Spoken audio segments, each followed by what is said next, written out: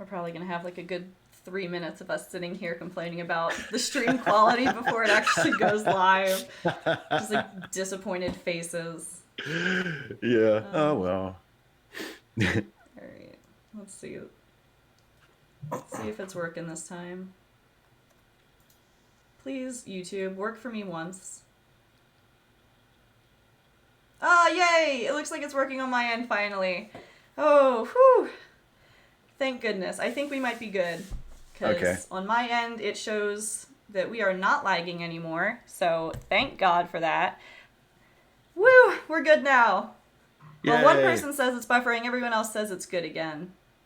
Oh, and it looks like it's buffering. No, we're good. Yeah, I think we're good. Cool. I think we fixed it. I think it was just the encoder setting. It was whatever was going on. Some of our settings got moved around. But yeah, looks like we're good.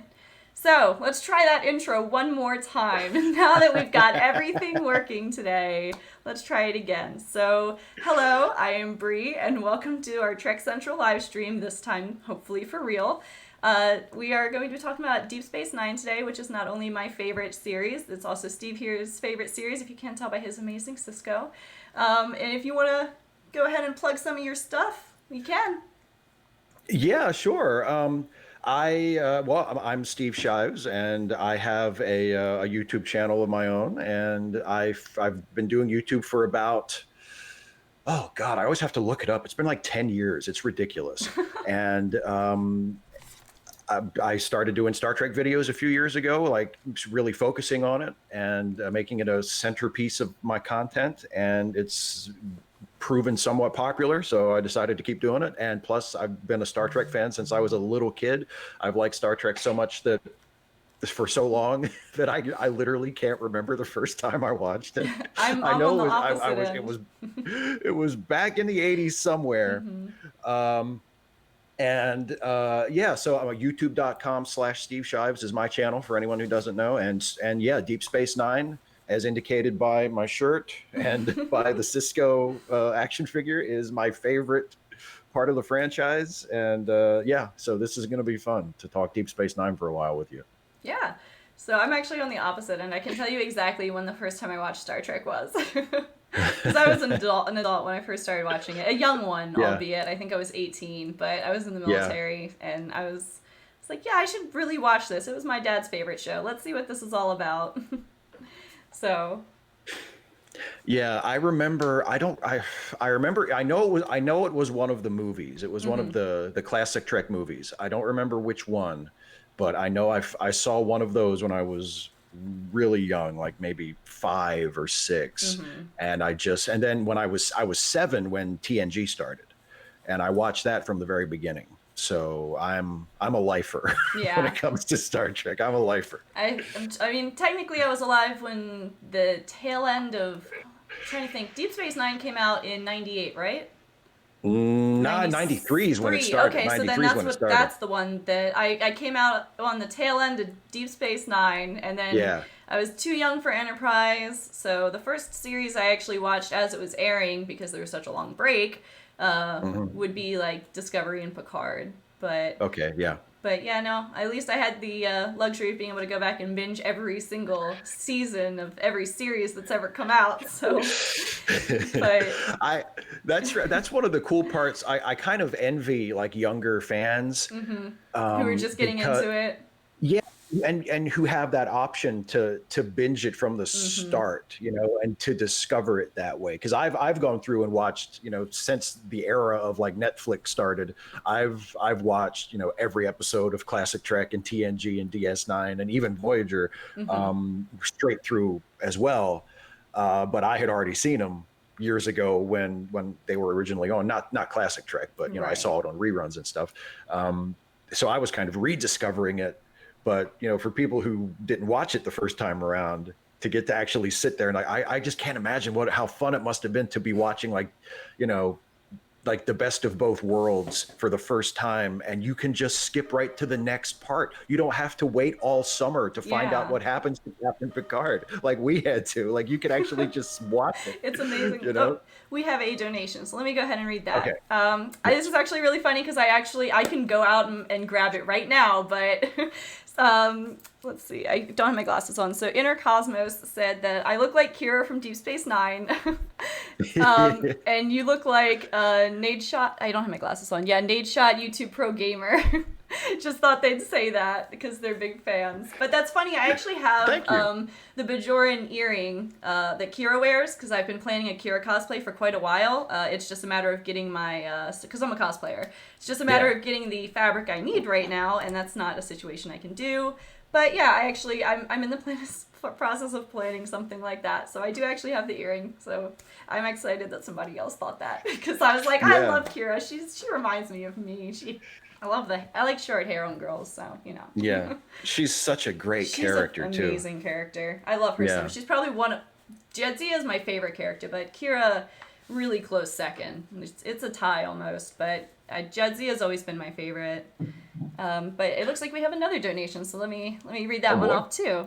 Sean says, "Love Deep Space Nine, awesome space battles, but space is big and having fleets so compact is impractical, like having the Spanish Armada battle in a puddle." Dramatic license. Yes, but that's actually not that. This actually brings up something that I see a lot is as a complaint of people who maybe Deep Space Nine isn't on the top of their list. Is they're like, oh, you know, space is big and it's a space station and not a spaceship. But I actually think that the use of the Gamma Quadrant is a really good way to just, you know. Yeah, for sure. I can't think of the word. Balance that, because they still have stuff to do still. Well, yeah, I mean, I remember again, like, I watched it from the very beginning, and I always thought it was cool that it was on a space station instead of a ship. Like, I thought that was one of the things that set it apart and made it different from TNG. And even as like a 12, 13-year-old kid when it first started, I thought this is neat that it's a space station as opposed to a ship. And even though I eventually came to love the Defiant, and the Defiant is probably my favorite Star Trek ship now. Yeah. I remember being a little disappointed when they introduced the Defiant at the time, because I thought, oh, now they have a ship. You know, now it's going to be like, it's just going to be like just another Star Trek show. And they didn't go that direction. It remained a unique show. It kept its own personality. They didn't just have it, you know, move everybody onto the Defiant and just do that. But I remember being a little disappointed actually that there was like, oh no, they gave them a ship, you know, but they found their way through that. Because I'm another one of those. I'm one of those jerks that's like, actually, I kind of like the show better in the first 3 seasons, you know, because everybody sort of a very popular opinion, even among, you know, dedicated Deep Space Nine fans, is that the show doesn't really pick up and become super good until around season 4 or season 5. Right. And I love those first couple of seasons. I love all the Bajor stuff. Yeah, I think it has that one too. of the So, but I mean, I like it all the way through. Like I've said, I mean, a million times, it's my favorite Star Trek show. But the early it had me from the beginning. Like it wasn't one of those shows where I was like, well, I'll just wait a few years and it'll pick up. Like I was a big fan from the very beginning, and still am. Still really like that early stuff. Talking about this brings us into our first topic, but before we talk about our first topic, we have yet another donation. So, somebody, speaking of which, we were talking about young Trek fans. Oh, something is going on with my video. Let me fix that. But we were talking about young Trek fans, and he said, or they said, by the way, I'm 17 years old, and my first Star Trek series was TNG.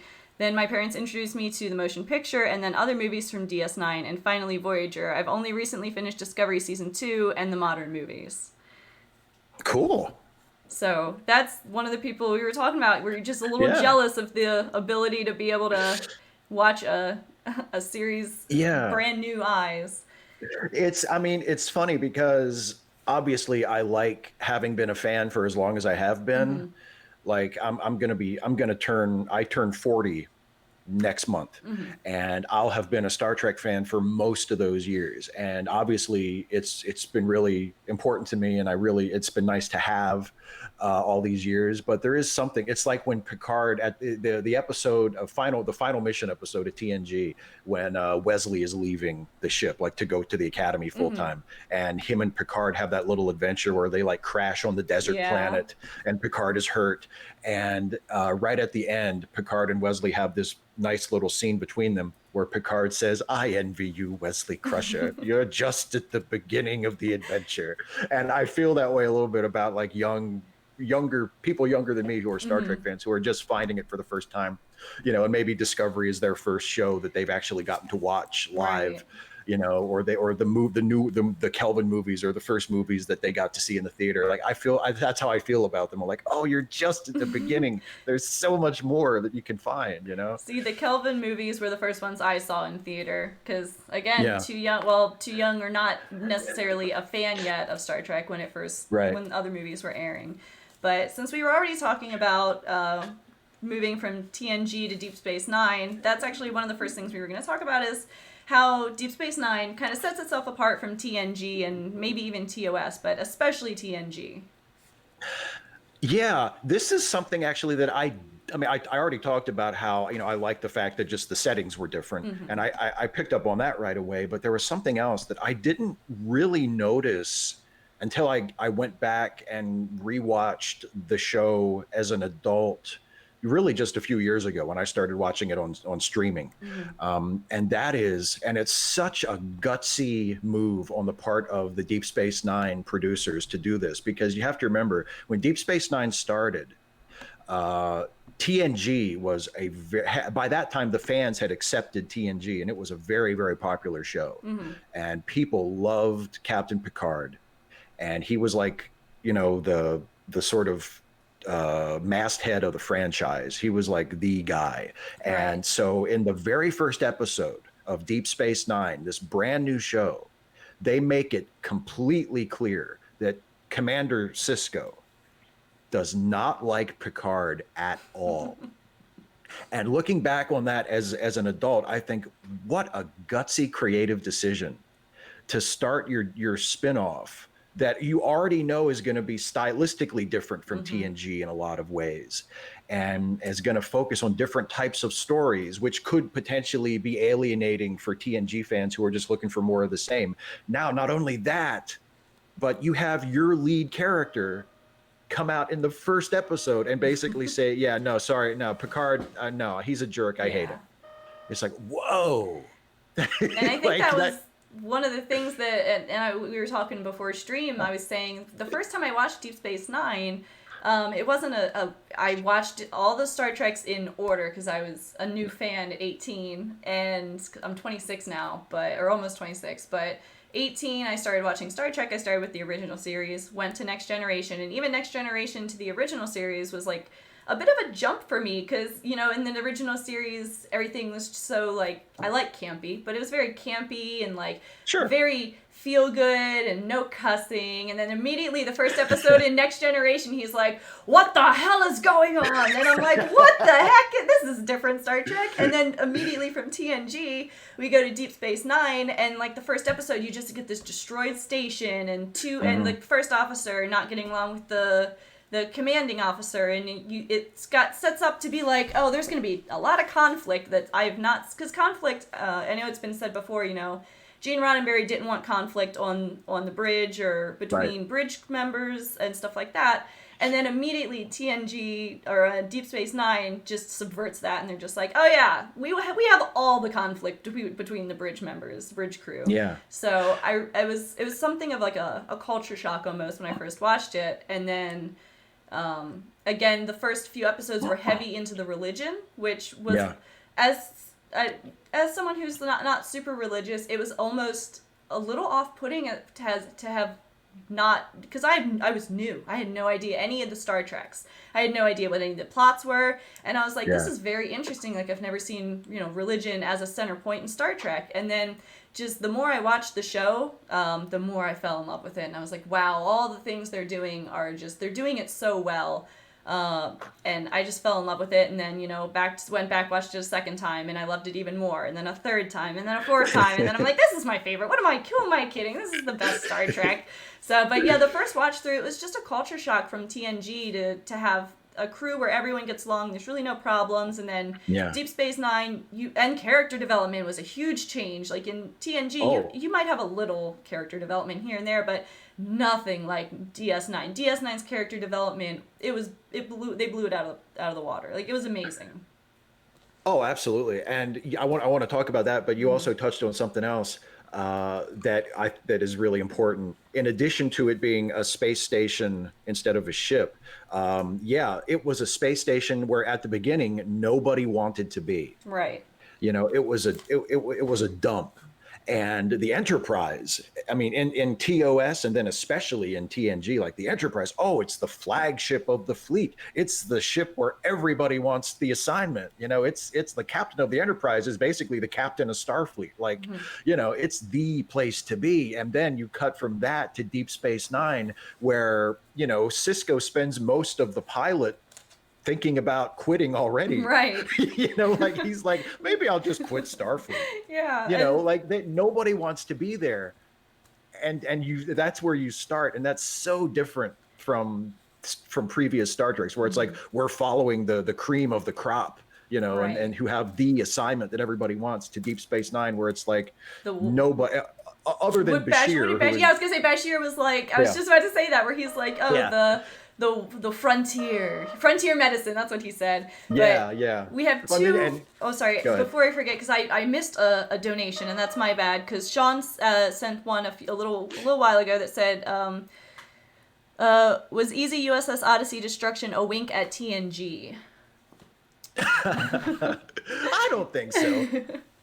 You know what I think that was? I think maybe it was a wink a little bit. I think it was because I know that for whatever reason, the creators of both shows, especially if TNG, had wanted to blow up the Enterprise even before they destroyed it in Generations. Like, they just wanted to have that shot of blowing up the Enterprise. And they had, you know, there was a couple episodes where it was blown up, but then they rewound it, and it you know, by the end of the episode, everything was okay. Yeah. So they just liked blowing up the Enterprise. So I do think there was maybe a little bit of you know, having some fun for the creators of, let's take a ship that's exactly like the Enterprise and we'll blow that one up, you know. So maybe a little bit. Yeah. And then we have one other donation before we get back on topic that says, one thing about Sisko, he's made a very questionable decisions for the sake of Starfleet, especially on how the Romulans joined the Dominion War. And that's a topic that I am sure we are going to get into later, because that's one of my favorite parts about Sisko, is just, and that's one of the reasons I like the newer Treks,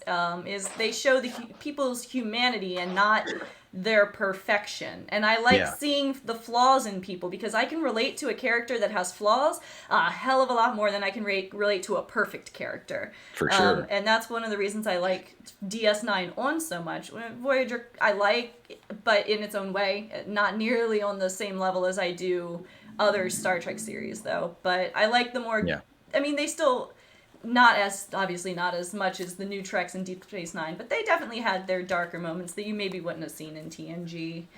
But overall, yeah, I actually like that part of Sisko, and I'm sure that's going to be something we talk about in a little bit. But oh, for sure.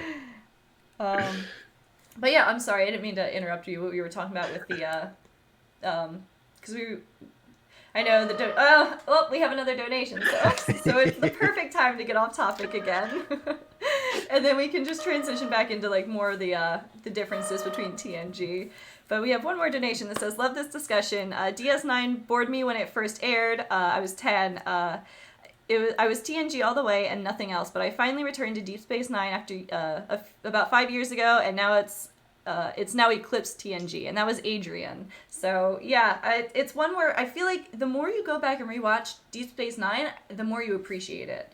And I think that's another thing that it sets apart from TNG. It's the most obvious is that a lot of it is not episodic. It's serialized storytelling, and it was one of the first. Yeah. It was the first serialized storytelling in Star Trek, but if you're not counting small arcs, but it's probably one of the reasons I like it so much, and why I think it has such rewatchability, is every time you go back and watch it, like, there's something else you're going to notice, or like there's something that you missed the first time, because the arc is just so, like, it's such a large arc, you're going to get lost in something. So it's just the idea of having serialized storytelling was another thing that was really surprising to me, and a huge step off from TNG.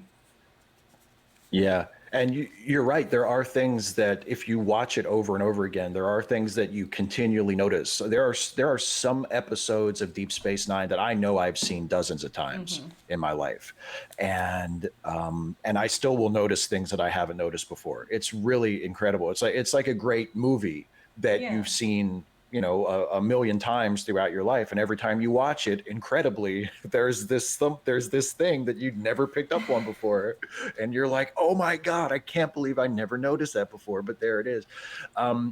Yeah, the bit about characterization is really important too, because that's the characters on Deep Space Nine.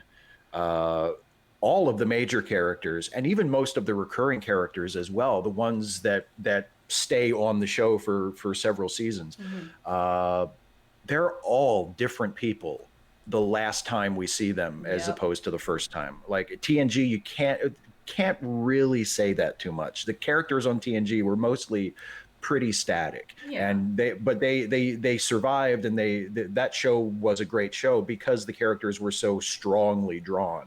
You know who everybody is, even if they don't change all that much. Whereas on Deep Space Nine, you start out with fairly strongly drawn characters, and then boy, do they change and evolve as the show goes on. And that's what I was going to say, something, I mean, I know it wasn't on our list of topics, but if we're looking for time, I'm sure that's a whole other topic we can talk about is evolution of characters, because, Yeah. I mean, we're going to be talking about underused and underdeveloped characters, so the complete opposite of that is the characters that had the most growth, and I can think of a lot of them, but we've got some donations, so let's go ahead and read. Let's see. Love Deep Space Nine, and I am super excited about all of the cross-channel chatter that's going on. Live long and prosper. Yes. Okay. First off, I love cross-channel communication. I love when I see other YouTubers do it. Even if it's not like Trek related, just I really like it. Everyone's stuck in their house right now. It's nice to be able to communicate with people. So sitting down and having conversations is nice. Absolutely. I feel like we're going to see a lot of that fun on YouTube, especially right now. That's true. Yeah. What better way to pass the time and to forget about your troubles for a few hours and to talk about Star Trek? It's But it's the only thing it's the only thing that might be better than actually watching Star Trek. Is talking about Star Trek with other fans. So. But yeah, that was like one of the big things for me was the fact that there's character development between characters and the storytelling difference. But even more than that, I kind of mentioned before, something that kind of off put me was even though they had episodes in the original series like I don't remember the name of it, but where they go to like see Apollo or like the Greek gods and stuff, like they mention older religions and they bring up stuff like that, but there was never Star Trek based, there was never like religion in Star Trek primarily, and I think that was a good addition to the lore of Star Trek, was bringing something like that in.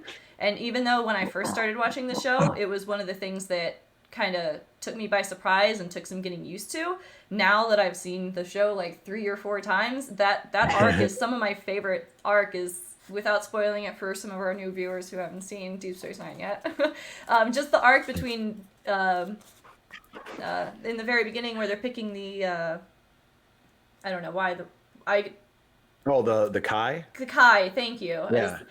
When they're first trying to pick the Kai, and the whole idea of not knowing who that's going to be the first time I watched it, and then finding out who it was and being extremely angry and disappointed and having to deal with that for the whole show whenever she popped her stupid head in. She's one of those characters that she is so good at playing a terrible character. I love to hate her. I really do.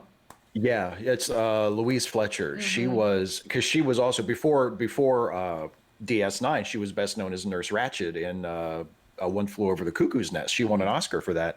And yeah, she's so good at playing these just totally contemptible characters who are completely convinced that they're the good guys. Yep. Like, that was the thing that made Kai Winn so infuriating, is like, she is 100% sure that she is doing the right thing and that she's the hero of the story.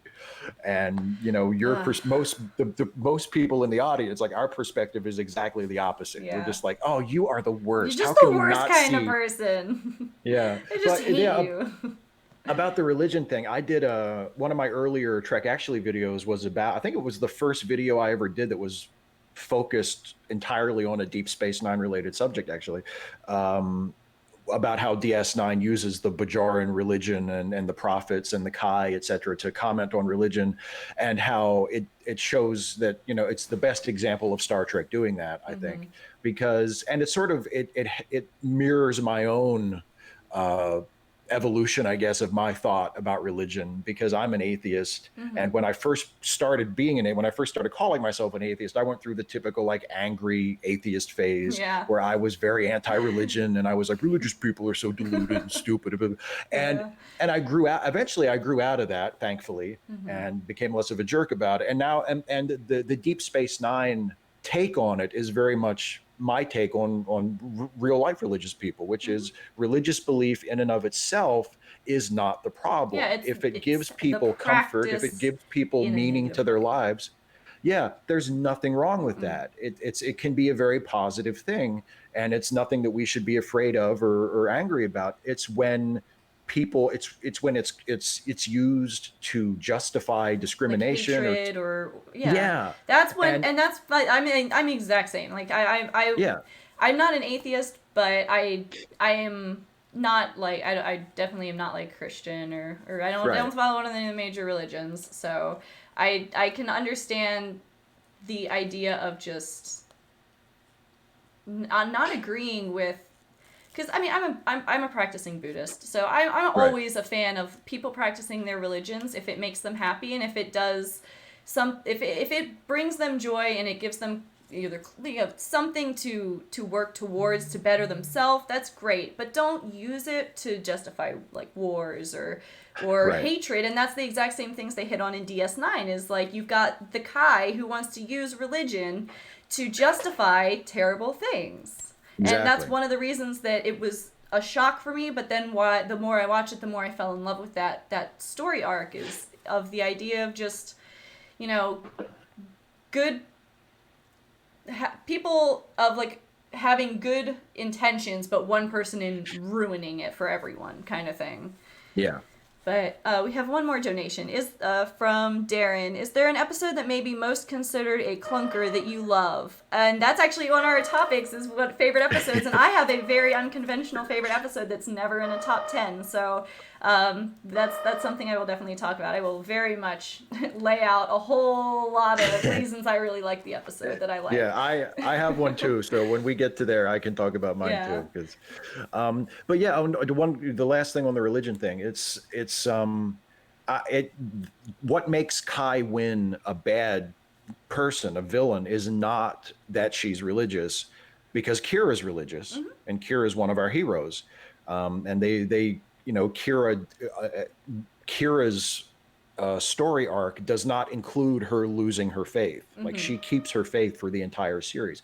The way she thinks about it changes a little bit, maybe, or she becomes a little disillusioned with like the religious organization Right. on Bajor, but she maintains her faith in the prophets. What makes Kai Winn so evil is that she's corrupt, not that she's religious, that Right. she is corrupt. And I think that's a very important distinction that the show makes really, really well. Yeah, I absolutely agree. We've got one more donation, and then we'll move on to a topic that you actually recently did a video on. Yeah. But most, if not all, religious figures in Star Trek are some type of evolved alien, wormhole aliens. And yeah, that is something Yeah. that they bring up a lot. Is like they never, well, yeah, it's always like an alien misinterpreted as a god. But even still, like in the real world, like I don't know. It's one of those things where, like, if an alien that was that powerful came down to an uncivilized planet, yeah, you're gonna see someone would interpret that as like a god, and that's I think what they were kind of going with the Deep Space Nine was Bajor having this relationship with what they see as gods when they're like almost omnipotent aliens.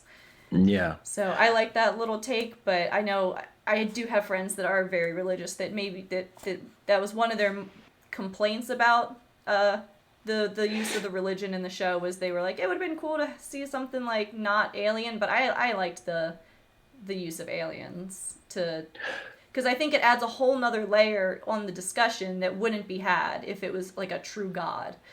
Right. Well, and I mean, it is a sci-fi show. Yeah. I mean, yeah, So, it's sci-fi, guys.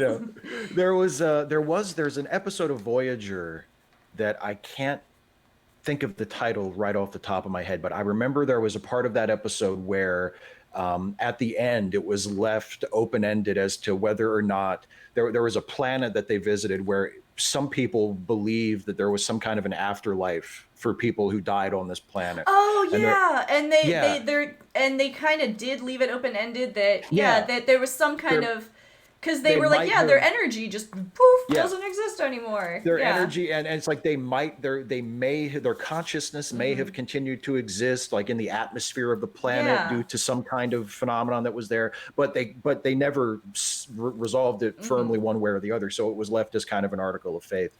But yeah, that's the only thing I can think of off the top of my head where you could make the argument that it is close. It's a closer analogy to real world religion, instead of just turning out, oh hey, it's aliens. Because there was still some faith necessary. But so since I feel like we talked a lot about the difference in TNG and Deep Space Nine, you recently did a video on underused characters in Star Trek. And something I thought would be interesting is kind of expanding on some of the Deep Space Nine characters, because while the bridge crew is pretty well hashed out, as you said, there's so many characters in Deep Space Nine with so much backstory that it's surprisingly easy to have a character that you can pick out and say, man, I really would have liked to see them do more with that character. But if you want to say some of the ones that you even video and even outside of the video that you think. Yeah. Well, the one for the two that I mentioned in the actual video for DS9, the big one was Ezri. And the main reason I felt that Ezri was overlooked was just that they only had one season with her. It's certainly not that they didn't pay attention to her, because they spent a lot of time on Ezri in that final season, and she wound up being I thought a really well realized character. But it's just this. You feel sort of bad. It's like, oh, she only got one season. If she had been a 5 or 6 or 7 season character, who knows where they could have taken her. Right. And they just. Just didn't have the time. But yeah, she was the big one on DS9 for me. But you're right. There are so many, like a lot. I mean, it depends on what you consider underused or underdeveloped, right? Yeah, because like a lot of people said Morn, which I kind of get, but I he's better when you don't. Yeah, I think they used Morn perfectly. I thought Morn was one of the best running jokes in the entire series. So I wouldn't have wanted them. Yeah, I love that. I love that. That was my favorite thing, is that they pin him as like this talkative guy, and once in a while you see him go to like, but then he never gets to say anything, and you're like, this talkative little this guy is so talkative. We never get to hear it. It's one of my favorite running jokes in the show. Yeah, it's so funny. It's so fun. That's another thing about DS9. I think it has the funniest running gags in Star Trek. It does. More self-sealing stem bolts.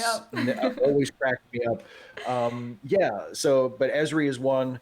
But someone that you mentioned when we were DMing about this, and that a couple other people have mentioned too in comments, is Keiko. Yeah, I did not mention her, and I think I might have to do a cleanup video to talk about the overlooked characters that I overlooked. my biggest thing with Keiko, and I see this is an online conversation that gets so heated, is like people just see Keiko as the nagging wife, and I feel like it's an issue of the writing. They wrote her to fit a very specific nagging wife character, and like not even that. A lot of the ways she's not written as a nagging wife. It's like 1 or 2 instances that I can definitely think of right off the bat. But in those situations, I also can't say that she's wrong. Like in the very beginning, when they first get into an argument at Quark's bar, and her argument, they paint her in that situation as being, you know, unrealistic, but her reasoning is she doesn't want to be at a space station that's about to be attacked by who knows what in a situation that's very sketchy with a child. And that's a fair reason to be unsure of and then not want to stay at basically a military installation. And it was always a situation where I was like, okay, like, I can see why people see, like, just out of context why they would see she's the nagging wife, but when you listen to her, she makes a lot of good points. And I think that she's just a character that gets a lot of hate and maybe doesn't deserve all the hate that she gets. I think she could have seen a little more character development. Maybe that would have fixed it, but that's my main thoughts on Keiko. I think she is. You could make a good case for Keiko being one of the few really prominent, important supporting characters on the show who wasn't always that well served by the writers. Mm-hmm. But I also think that a lot of the negative feelings toward Keiko, not all of them, not everybody, but a lot of the people who really, really don't like Keiko, and they say things like, oh, she's the nagging wife, or a lot of that I think is baggage that people bring to the show. I was almost going to say that, where like they project their own problems onto Keiko and O'Brien, and they're like, that nagging wife, just like my wife. Like... Exactly. And because for me personally, if you can, you know, I really love the O'Briens. I do marriage. Too. I think it's realistic. You're not going to have a perfect marriage where nothing is ever a problem. Like, you're going to have dinners where you're like, I don't like what you made. Like, you know, this isn't what I eat. I like this other stuff. And you're going to have situations where you argue. And, like, kids added to the situation is just going to make you, like, even more hectic. So their relationship was realistic. And that's why I think people... I think they want an unrealistic, perfect relationship. And that's why I think a lot of people like the Dax and Worf relationship is it's almost so perfect. Like, they just fit each other so well. Yeah. And Keiko and O'Brien, it's like they've been married for a while. Like, they've had their honeymoon phase, and now they're the very realistic couple that you're friends with. Like, that's how I see them. They're your friends. Like, that's how they act. And they're not. They don't. If you take them on the whole, they don't have an unhappy marriage. No. They love each other. They get along most of the time. But yeah, like you said, they do fight. They do have disagreements. There are times where one or the other is acting unreasonably. They're like real people. Yeah. And I love that. I love that they just have a normal, healthy marriage where they just have fights sometimes. Yeah. It doesn't get abusive. They don't hate each other. No. Nothing really, you know, I mean, terrible stuff happens to them because they live on Deep Space Nine. And because it's O'Brien, and O'Brien always has to suffer. O'Brien must suffer. Yeah. And if you put yourself in Keiko's shoes, here's the thing. Here's how I don't see how a reasonable person cannot sympathize with Keiko. Yeah, her husband's always in danger. Her husband is always in danger and is always he gets it worse than anybody else on the station. And not only that, but think about this, right? And they touch on this a little bit in the show, but they don't make a huge point of it. But imagine that you were married to O'Brien and you're living on the Enterprise D. And then one day, Miles comes home and he says, guess what, honey? Pack up, honey. I got transferred, and now we're going to live on this broken down dump of an abandoned Cardassian space station orbiting Bajor, this planet that has been completely strip mined by a military occupation for 50 years. And we're going to live there. And we're leaving the Enterprise, the nicest place in the galaxy. And we're going to live on this, as it has often been called, this Cardassian monstrosity. Yeah. And nothing works. And I'm going to be working all the time. And you won't have a job at first because there ain't no, there's no arboretum. Yeah, there's no botany to be done. So pack your bags. Have fun, be the stay-at-home wife and enjoy it. Yeah, I know you don't want to, and I don't want you to, but like, it's what's going to have to happen.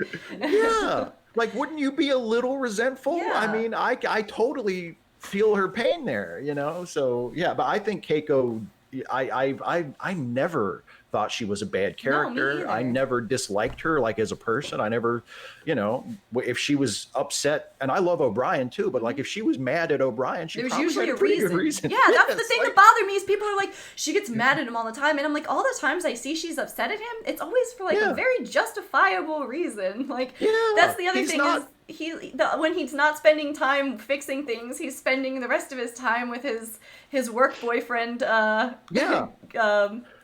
Bashir. Julian, Bashir. yeah. So it's like, you know, when he's not at work, he's with his work boyfriend. So it's just one of those where she's like, okay, come on. Like, I don't have shit to do. I don't have a job. I can't do botany. I'm taking care of the kids. Like, and you get to hang out and spend time with your bro. Like, come on, man.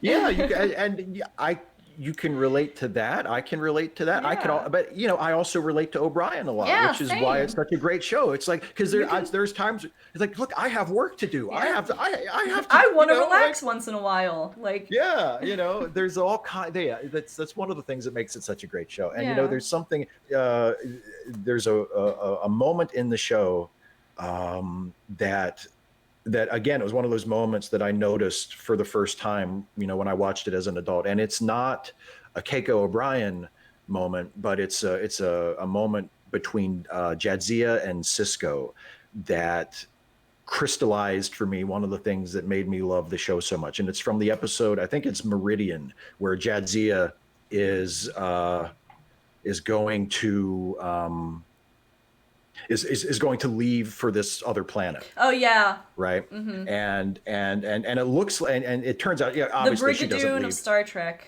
Yeah, she's fallen in love with this guy on this planet that phases in and out of our universe, and it looks like Jadzia is going to leave.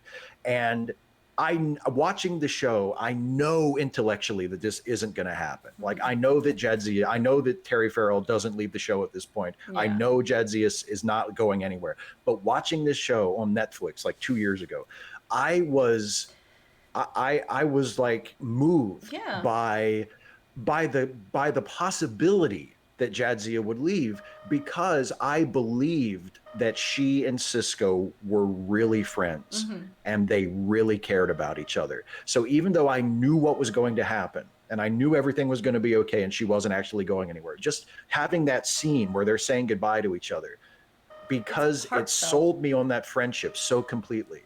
That scene, it works for me every time I watch it, even though I know that she's coming right back. Yeah. Because you really believe that they're friends. So before since we're talking about episodes, we'll talk about our favorite episodes. But before we do that, we got 2 more donations. One from Amir, who says, "I still can't believe future Odo wiped out the descendants of the Defiant for love." Which, I mean, that brings into the whole topic of those timeline episodes of, like, you know, when are you crossing the lines and screwing with the timeline? And I really like that. It's actually I was just about to say one of my favorite episodes is actually in the list of screwing with the timeline, but it's actually a lot of people's favorite episode. I think you know what one I'm talking about. But the other donation we have is from, I don't have my glasses on, so I'm going to lean in close. Nivian, which I hate to admit it, but I did not give Deep Space Nine a chance back in the day. Voyager was my favorite growing up. It wasn't until I left the service and I finally gave Deep Space Nine a chance, and it became my favorite. That's like super similar to what I was saying, where I was like, I was in the service and I was watching and I was like, I don't know, I just don't vibe with this Star Trek. I don't know. And then the more I watched it, the more I started to appreciate it. And then going back and watching it a second time, I really fell in love with it. And then a third, and then a fourth, and I was like, yeah, this is my favorite Star Trek. So I absolutely, I relate to you completely in that sense. But since we keep talking about episodes, let's move on to some of our favorite episodes in Deep Space Nine. Yeah. Maybe like why they're our favorite. So I think you know mine already because we talked about it. So you want to give me some of your, or like maybe one of your favorites? Yeah, well, I'll give you I'll just mention really quickly my absolute favorite, but I won't talk about it that much because everybody talks about this episode. And then I'll mention the one that I love that a lot of people don't like. My favorite episode of Deep Space Nine, and it's my favorite episode. I'm sorry, someone's trying to call me on Discord. I don't know why. Let's keep going. I'm sorry, it's just slight technical difficulties. No problem. My favorite episode of DS9, and it's my favorite episode of any Star Trek show ever, is The Visitor. That's a really good one. But I love that episode. That's another episode that it hits me right in the feels every single time I watch it. The Visitor is a great one. The Visitor is so good. It's almost, and I say this as someone who loves Star Trek. It's too good to be Star Trek. Like it's too good to be an episode of a Star Trek show. But everybody talks about that episode, and that's one of the great admired episodes of the franchise. So I don't want to go on about that too much, other than to say that I just think it's beautiful and perfect. But the episode that I really, really like, that I have watched so many times, that a lot of people don't like or even consider one of the worst episodes of the series, is from season 1, and it's called Dramatis Personae, and that's the one where the aliens possess the members of the crew, and they sort of break into factions, and they're pitted against each other for control of the station, and it becomes like Sisko and O'Brien is kind of his lackey, and then Kira, becomes and Dax, right? Or no, did Dax go with? I forget who Dax ended up going with, because she was very like, I don't know. I like Dax you guys a lot, both. Yeah, Dax was kind of wishy-washy. Yeah. But it's the episode where Sisko, for some reason, becomes utterly obsessed with building a clock. Yeah. And wait for me, I'm gonna make this damn clock. Like every scene they cut to him, he's working on this clock. And there's that great, and it's an excuse for everybody to overact their asses off. And it's so much fun. And Sisko has this great, like, megalomaniacal rant near the end, when Kira and he are finally facing each other in one of the cargo bays, and he's telling her when that Avery Brooks can go full crazy guy. He does crazy guy so well. And he's like, my name will blaze across the stars long after your petty jealousies have been forgotten. And it's just like, oh, it's so good. So that's one of my favorites, even though it's not on very many top 10 lists. I can watch that episode like at the drop of a hat. If some random person comes up to me on the street and says, hey, you want to watch Dramatis Personae? Like, I'm there. I love that episode. My one that everyone likes, that I say is my favorite, is Far Beyond the Stars. That's my top list that everyone loves, that I also love. But again, it gives Avery Brooks a chance to just show how he's just an amazing actor, and he gets to show it in that. Like, his heartfelt monologue makes me cry every single time. I cannot watch the show without crying at his monologue, and it's just so powerful. It's amazing. Another one that is one of my favorites that's mentioned a lot, I don't know why I'm blanking on the name. It's when they go back to the 2020s and the Past Tense. Past Tense, yes. That is one of my favorite episodes, because such a great episode. I mean, it hits real life a little too close, and especially now when you go back and watch it, you're like, pulls the collar. We're getting a little too close to this. I don't like this. Too close for comfort. That was a great one. Such a great episode. But my favorite that's unconventional, and I don't ever see on a top 10 list, is Empok Nor. That is probably my version of where if someone's like, you want to watch Empok Nor? I'd be like, hell yeah.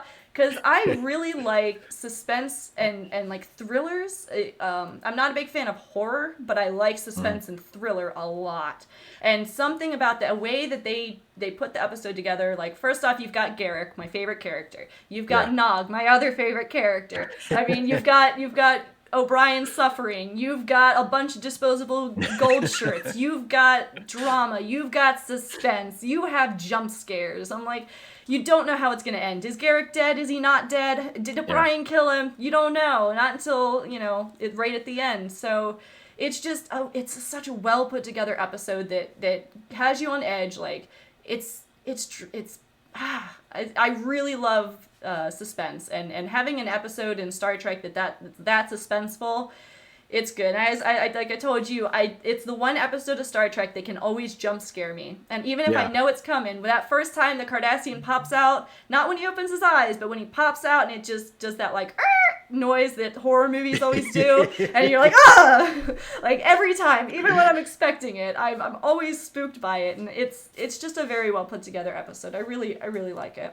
Yeah, I agree. It's a really, really strong episode. One of the other ones that is on top of a lot of people's lists that I really appreciate, but also for a different reason, is the Trials and Tribble-ations. Oh yeah. That one everyone loves, and of course they love it for the reasons of, one, it brings back TOS. You got the Tribbles, like the way they put it together so seamlessly was amazing. But the interesting thing is one of the temporal agents in the show was my mom's babysitter when she was a kid. Oh, wow. Yeah.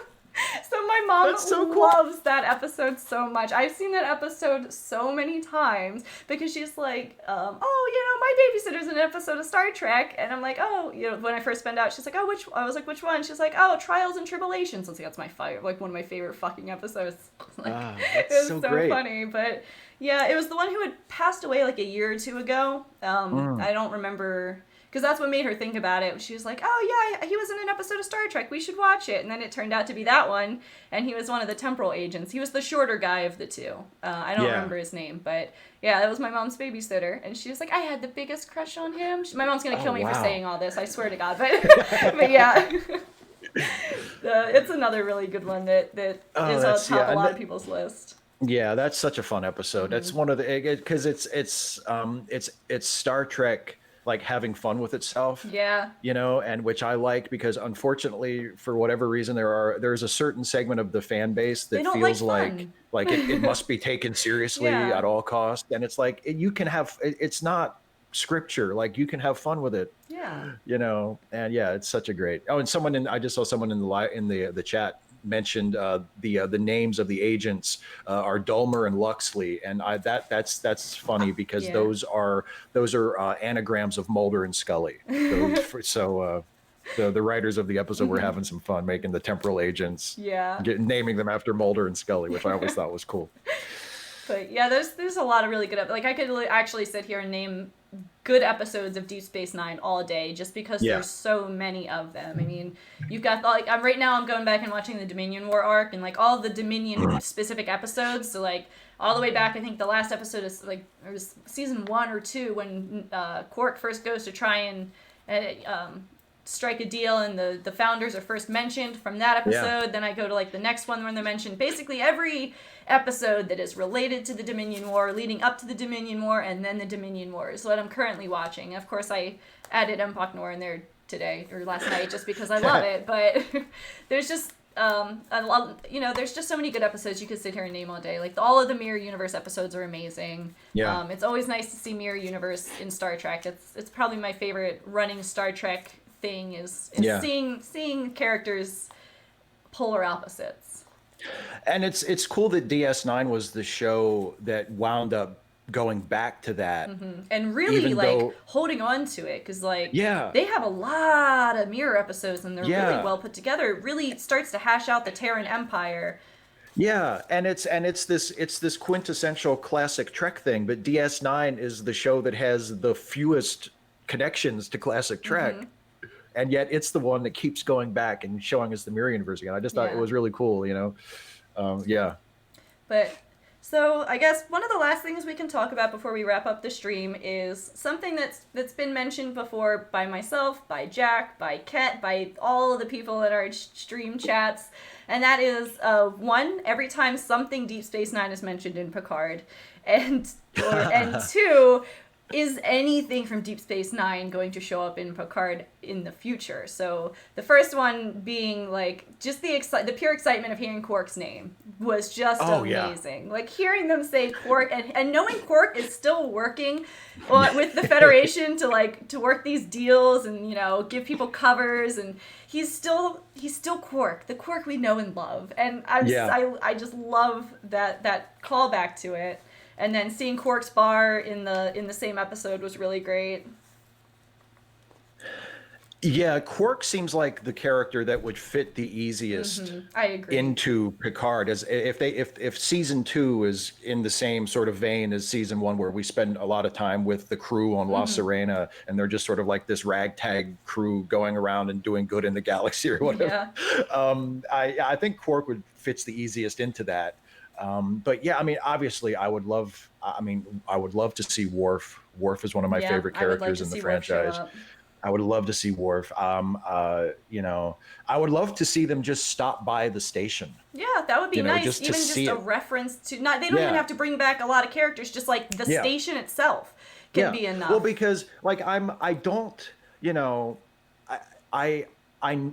want Picard, the show, to continue to be its own show. I don't want it to just turn into the fan service, the series. Right. where it's like, let's do a Deep Space Nine Yeah. episode. That'll be fun. Like, I don't want that. I want them to tell their own story. But if they can if it was in a situation, find a story, if there was a Yeah, situation so- that required it, kind of thing, I would like to see it. But I don't want them to just be like, and we visit Deep Space Nine. So Right, exactly. It's like, it's nice because that's what the comics and the novels are for. If you want to be like, hey, I wonder what's going on Deep Space Nine. Well, people are writing those stories. They're not technically canon, but some of them are really good. And if you want to know what's happening on Deep Space Nine, 10, 15 years after the show ends, well, there you go. Yeah. But I don't want them to just do let's catch up on Deep Space Nine. I don't episode. want that. But I think if there's a reason for Kira to show up randomly, like, oh sure, absolutely, let's. Well, because I felt like they handled that reasonably well in the first season of Picard. There's a 7 being there is kind of fan servicey, but there's a reason for her to be there. Yeah. And she doesn't just pop in for an episode to say hi and then leave. Like, she actually becomes part of the story. And I'm glad. Yeah, she was great. She was So, but hopefully, I mean, it would be nice to see Worf. It would be nice to see. To see what's. I think it's all but confirmed that we're getting Geordi. He's not a DS9 guy, but he's gonna. So. Yeah, that's something we've kind of been covering a little bit. Like, he's been posting pictures and just little hints and teasers that he's gonna be there, and it's starting to look more and more like he's gonna show up in season 2, which is gonna be awesome. I'm very excited for that. But we've got another donation. It's Good Tea, Nice House. Did we ever learn the story behind Sisko and the dancer at Palea Station? Both Jadzia and, I don't have my glasses on, Yedrin referenced the Curzon... my thing went away. referenced the Curzon story in the series. Yeah, I don't think that's ever expanded on. Yeah, I think that's... Well, but the thing is, like, those sort of references aren't supposed to be expanded on. Like, it's one of those things you just drop it, and it's like, and that's what makes it work. It's kind of like Morn. Like, they gave, Morn was a joke, and he was a great joke because they didn't do too much with him. Yeah. Like, that's what made him great. If they had turned Morn into a regular and he was getting dialogue and stuff, it would change Morn, and it wouldn't be... there goes the character. Exactly. Yeah.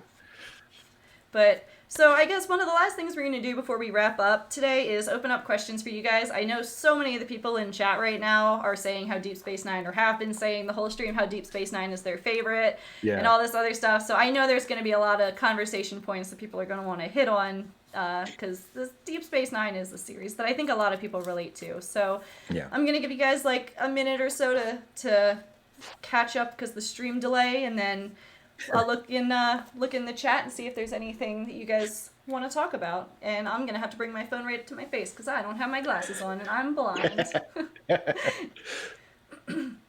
Oh, that's a good point. Quark could be Mr. Vup's new boss, or whatever.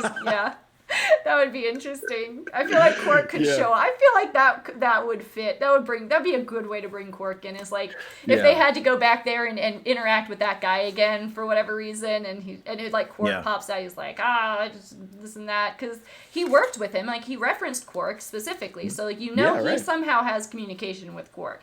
So I think that would be a really good way to bring that in. For sure. Jesse said, I'm still hopeful for a version of Dax in Discovery Season 3, which would be interesting. Yeah, because I know, because when me and Jesse were on stream, she said that there's part of it taking place on Trill, I think, in Season 3. You get a little snippet of it in that trailer, Yeah, so, I mean, it would be a good time. Yeah, that's true. I mean... We can't leave out Discovery, like when we're talking about the future of references in Deep Space Nine and Star Trek, because Discovery Season 3 could absolutely reference back to it. Oh yeah. It would be a great way to troll the fans too, and have like a scene of Tilly reading like a computer file and going, "Wow, I can't believe that's what happened to everybody who was on Deep Space Nine," and then just closing it and never mentioning it. Oh God, that would ruin my life. I would be so upset by that. Like, no, Tilly, tell us what happened. What? But it's so surprising, right? Someone said the way Ezri was introduced to Sisko was beautifully done. I did like the way that they introduced her when she just went to go visit him while he was on Earth, It wasn't like, and here I am again, like Right. on the station, like, cool, sign me up, because she didn't know that's what she wanted at the time. She just wanted to see a Right. familiar face, and that was a familiar face to her. So I do like the way they introduced her, but I do think they definitely could have done more with her had there been another season. Like Yeah. they always say, like in the documentary, there was like, hey, here's what would happen if we had another season. Here's what would have happened. It would have been cool to see some expansion on Ezri. Someone said, is Ezri alive? I mean, think so. I would think so. I don't. I mean, as of the end of the series, she was. Yeah, I mean, but up to season, like if we're talking Discovery, I mean, Dax might be, but Ezri sure as shit ain't.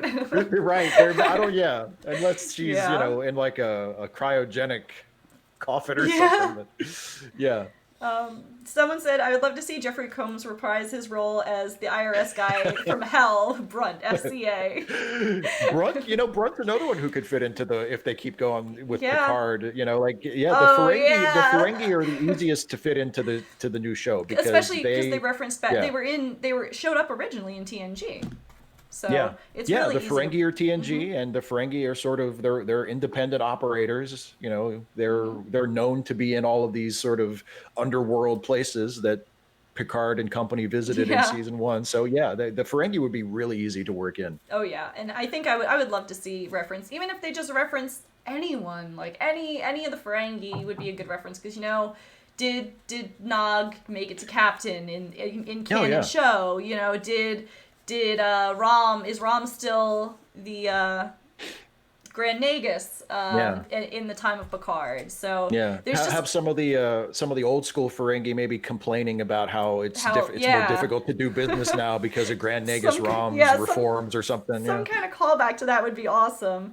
But in Star Trek, someone said, in Star Trek, any time travel shenanigans can happen. So that's true. Yeah, that's true. Like we are doing time travel in Discovery season 3, so but my theories to Discovery season 3's time travel are definitely not related to Deep Space Nine at all. I was talking with Jesse, I think if they're going to bring any kind of series into reference, it's going to be Enterprise, and it's going to be Crewman Daniels, because it fits perfectly with the time. So I'm very excited for that. I saw you talking about that. Yeah. That would be cool. I mean, that would be. I kind of hope, and because I expect there to be references. I expect things to get mentioned, but one of the things I'm looking forward to about season 3 of Discovery is, as much as I have liked the show up to this point, and I enjoyed both seasons of Discovery so far, and I really ended up liking season 2 by the end of it. Yeah, season 2 was really good.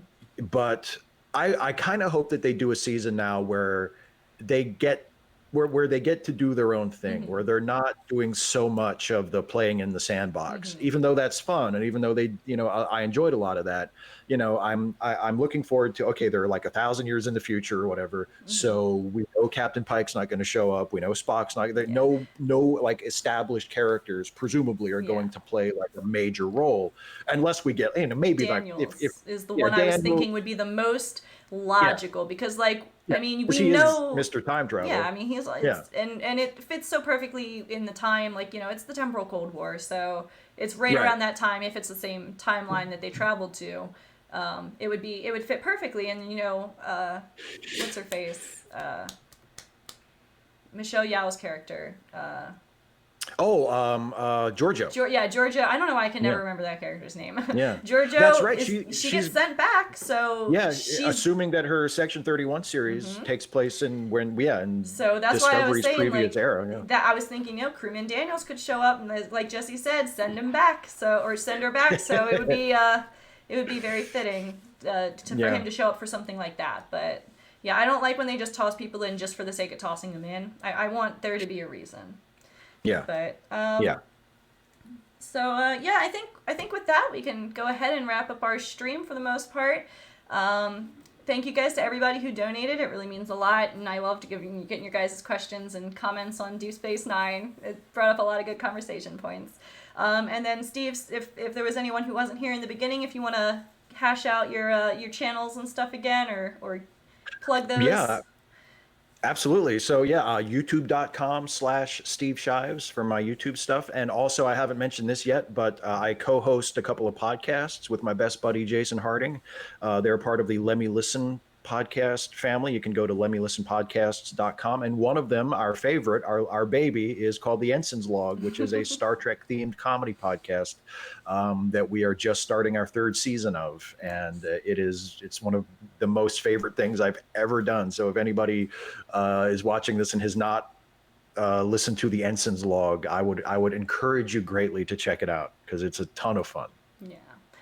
But, and then, I don't really have much to plug other than an Instagram, which you can find through my Twitter. My Twitter handle's right below.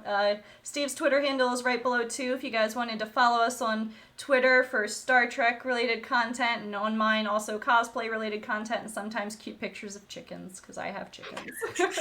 But who doesn't love cute pictures of chickens? I know, right? But I want to thank everybody for stopping by today. It was fun. I'm glad we all equally love Deep Space Nine here in this channel because it is a series that deserves love.